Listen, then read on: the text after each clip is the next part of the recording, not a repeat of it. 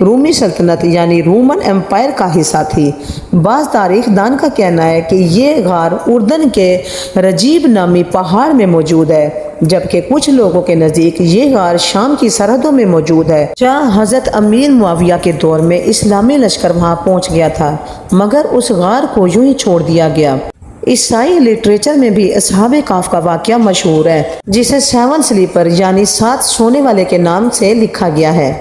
ان کا ذکر قرآن پاک کی سورہ کہف کی آیت نمبر 9، 10، 11، 12 اور 13 میں اس طرح سے آیا ہے، جبکہ چند جوان اس غار میں آ بیٹھے اور پھر کہا، اے ہمارے رب، ہم پر اپنی طرف سے رحمت نازل فرما اور ہمارے اس کام کے لیے کامیابی کا سامان کر دے۔ پھر ہم نے کئی سال تک غار میں ان کے کان بند کر دیے تھے، پھر ہم نے انہیں اٹھایا تاکہ معلوم کر سکیں کہ دونوں جماعتوں میں سے کس نے یاد رکھی ہے۔ جتنی مدت وہ رہے، ہم تمہیں ان کا صحیح حال سناتے ہیں۔